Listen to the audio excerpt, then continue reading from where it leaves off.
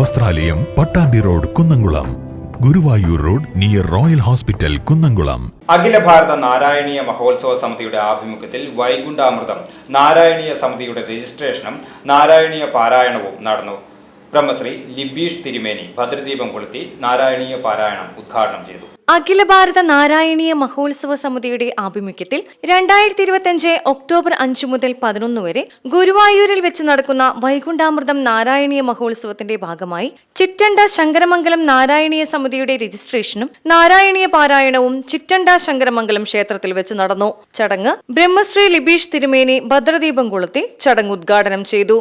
അഖില ഭാരത നാരായണീയ സമിതി സംസ്ഥാന വർക്കിംഗ് പ്രസിഡന്റ് MP വിജയ്കുമാർ സമിതിയുടെ രജിസ്ട്രേഷൻ സർട്ടിഫിക്കറ്റ് സമിതി ആചാര്യ മോഹിനി ചിറ്റണ്ടയ്ക്ക് നൽകിക്കൊണ്ട് വരാൻ പോകുന്ന നാരായണീയ മഹോത്സവത്തെക്കുറിച്ച് പ്രഭാഷണം നടത്തി. ചടങ്ങിൽ സമിതി ആചാര്യ മോഹിനി ചിറ്റണ്ടയെ പൊന്നാടയണിയിച്ച് ആദരിച്ചു.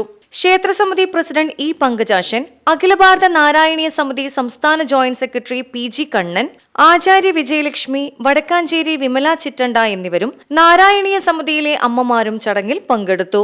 ഗുരുവായൂരിൽ വെച്ച് നടക്കുന്ന നാരായണീയ മഹോത്സവത്തിൽ സമിതിയിൽ നിന്ന് പരമാവധി പേരെ പങ്കെടുപ്പിക്കുവാനും തീരുമാനിച്ചു. VCV news, Chittanda.